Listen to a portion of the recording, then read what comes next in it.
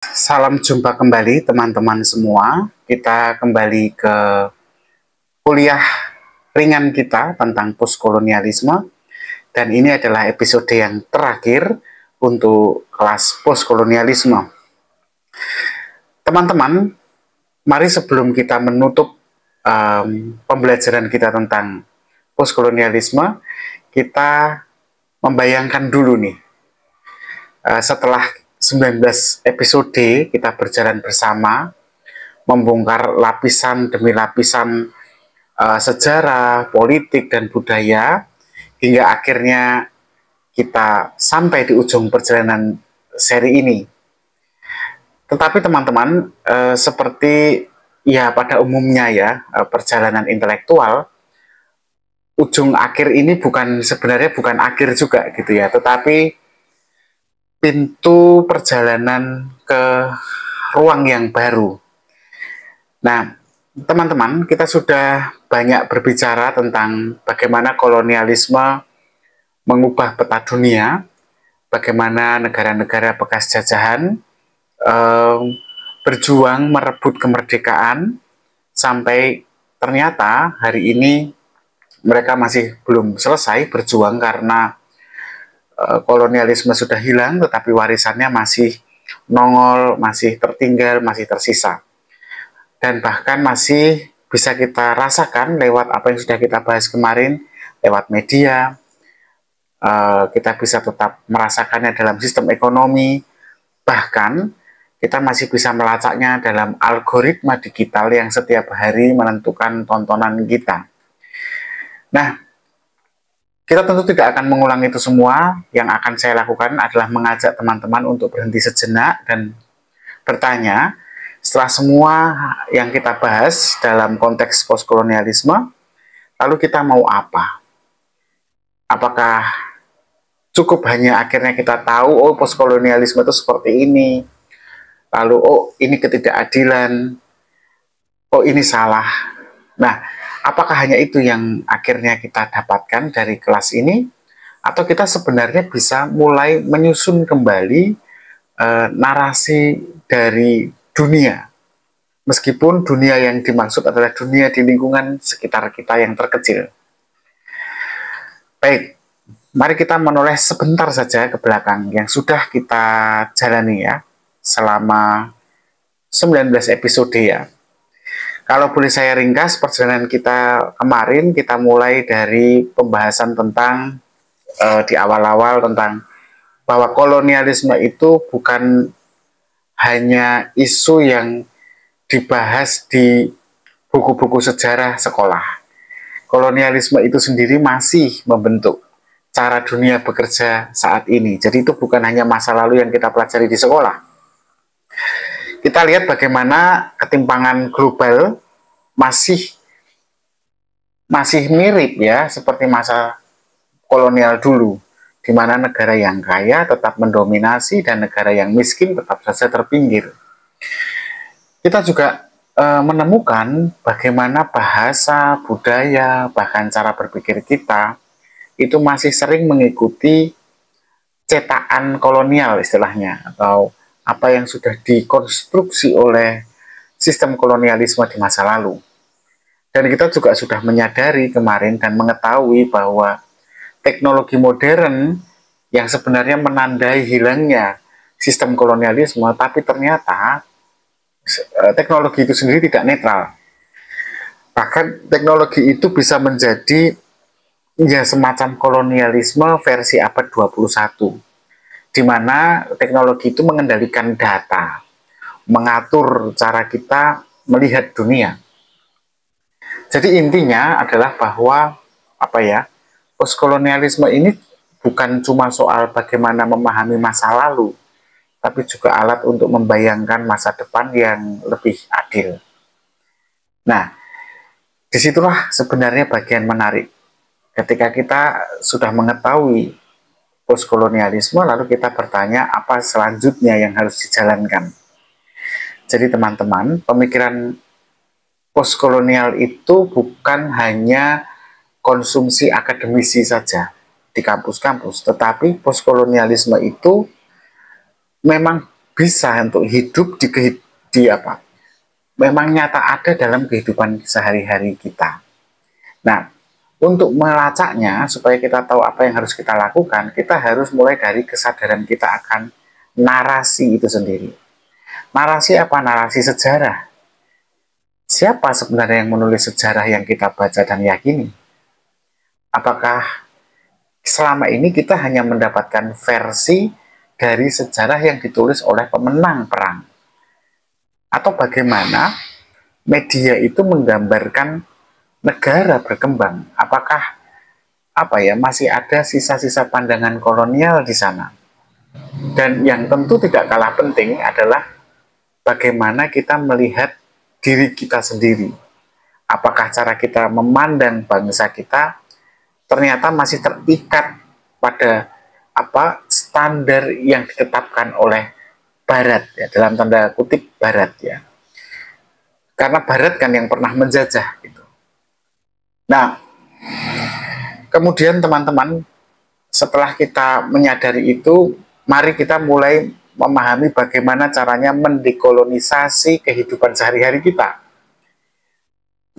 Supaya jejak-jejak dan warisan kolonialisme itu sendiri bisa kita luruhkan. Misalnya di pendidikan, apakah kurikulum kita sekarang masih penuh dengan sudut pandang kolonial atau masih bermuatan pandangan kolonial yang masih kental gitu. Misalnya juga di bahasa, apakah kita sudah mampu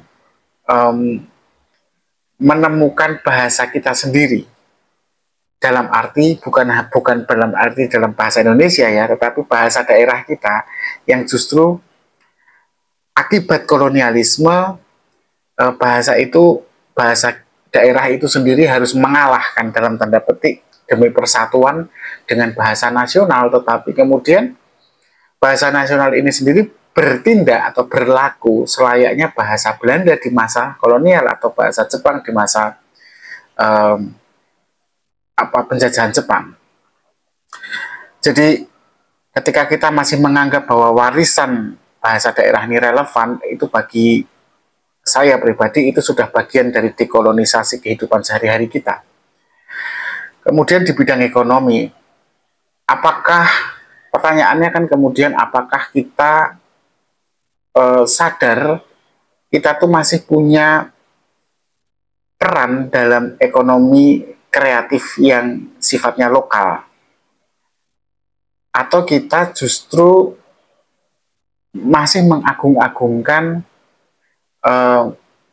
jenis atau pola ekonomi yang standarnya adalah katakanlah standar internasional, atau standarnya hanya standar nasional tapi bukan standar yang lokal.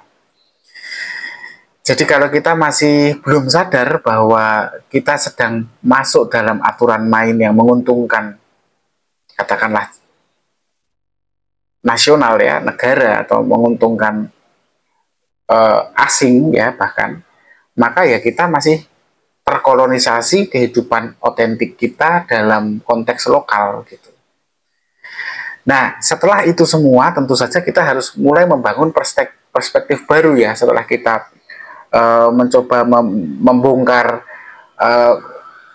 jejak-jejak kolonialisme di bidang pendidikan, di bahasa maupun di ekonomi, lalu kita kemudian bukan hanya membongkar tapi juga memasang kembali ya dengan perspektif baru. Kita harus mulai membangun, mendukung narasi-narasi alternatif terkait dengan tadi ya, tentang sejarah ya, tentang narasi film, buku, atau bahkan musik ya, dimana di situ kita mampu menemukan format kita sendiri gitu. Nah, menggunakan teknologi dengan kritis juga penting, karena kita tahu, kita sudah bahas juga bahwa algoritma itu memang baik dalam arti kita bisa menggunakannya untuk membantu mencapai kesetaraan, di mana seperti kita tahu algoritma itu membuat apa yang kita tonton hari ini itu sama dengan yang ditonton oleh masyarakat Barat ya, masyarakat negara maju ya. Tetapi pada titik tertentu kita harus sadar bahwa algoritma itu justru mengarahkan kita untuk meninggalkan kesiapaan kita atau otentisitas kita. Maka yang paling penting adalah menyadari bahwa kita itu memiliki identitas yang khas, yang tidak boleh tergerus oleh globalisasi itu sendiri, yang kemudian manifestasinya ada di algoritma teknologi internet ya. Dan juga tentu yang paling sederhana menurut saya adalah bagaimana kita berani menyuarakan suara kita sendiri, baik dalam obrolan sehari-hari, di media sosial, atau dalam konteks yang lebih serius yaitu lewat penelitian misalnya, untuk bisa memilih menyuarakan mereka-mereka yang terpinggirkan gitu. Jadi kan kolonisasi itu sendiri sekarang bukan hanya masalah negara asing menjajah negara kita, tapi bagaimana ada masyarakat-masyarakat terpinggir, baik karena situasi ekonominya, atau karena memang rasnya, atau karena memang peradabannya yang dianggap tertinggal, yang kemudian terpinggirkan di negara kita sendiri. Yang berlaku sebagai kolonial justru adalah para elit gitu ya. Nah, kalau kita kemudian bisa memilih menyuarakan yang tak bersuara itu atau yang terpinggirkan itu, sebenarnya kita juga sedang membangun perspektif baru. Nah, pertanyaannya kan kemudian, apakah itu cukup? Sangat cukup sebenarnya. Kita sudah mulai mendekolonisasi diri kita sendiri, cara berpikir kita, agar kita tidak menjadi feodalistik dan kolonialistik ya, atau kita menjadi sangat tidak percaya diri atau sindrom minder kalau istilahnya Soekarno dulu.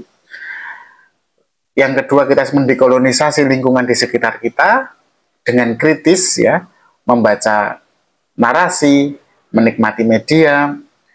Kita juga secara nasional kemudian kita mendekolonisasi tentang perkara bahasa, misalnya tadi bagaimana menyelamatkan bahasa tradisional, bahasa lokal, kemudian produk-produk lokal, produk-produk yang kita bisa produksi sendiri ya, supaya selera otentik kita masih terjaga gitu ya. Tetapi mungkin untuk beberapa orang itu semua belum cukup. Mungkin ada yang ingin masih mendalami lagi postkolonialisme itu sendiri ya. Nah, bagi yang merasa haus atau lapar untuk menggali lebih dalam, tentu saja ada beberapa pintu masuk yang biasanya digunakan oleh para akademisi dalam mendalami postkolonialisme itu. Teman-teman bisa membaca beberapa buku ya untuk menambah pengetahuan atau memperdalam pengetahuan teman-teman tentang postkolonialisme, seperti orientalismenya, buku berjudul Orientalisme karya Edward Said ya, yang boleh dikatakan sebagai buku babon pertamanya postkolonialisme. Teman-teman juga bisa membaca bukunya Frantz Fanon yang judulnya The Wreck of the Earth gitu. Atau teman-teman juga bisa membaca buku Gayatri Spivak yang juga pernah kita bahas di video sebelumnya, Can the Subaltern Speak ya. Atau membaca tulisan karyanya Ngugi wa Thiong ya, yang judulnya Decolonizing the Mind ya, bagaimana mendekolonisasi pikiran. Atau Achille Mbembe yang juga kita sudah bahas kemarin tentang necropolitics ya, itu juga bisa teman-teman pelajari. Tetapi sebenarnya teman-teman, bacaan-bacaan itu hanyalah awal. Teman-teman bisa lebih mendalami lagi kalau ingin melihat postkolonialisme ya, dengan jurnal-jurnal yang banyak tersebar tuh di perpustakaan online.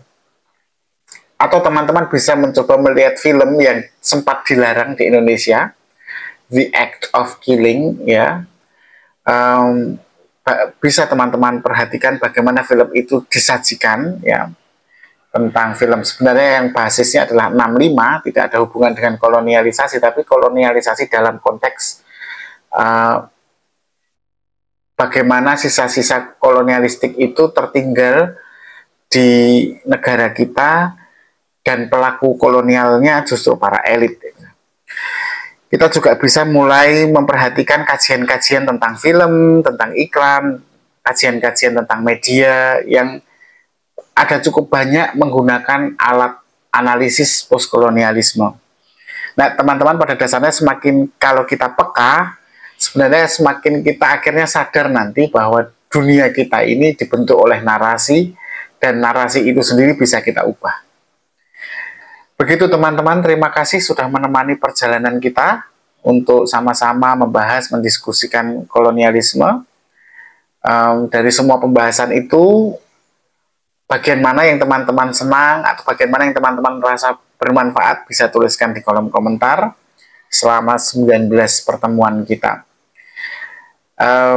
Terima kasih, kita akan ketemu lagi di seri kuliah yang lain.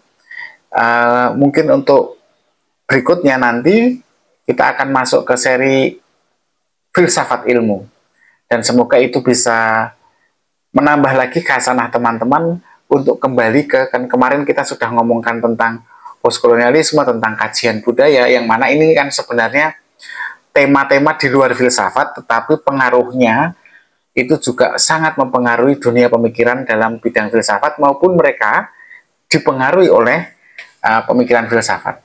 Terima kasih, dan kita bertemu lagi. Sampai berpikir kritis.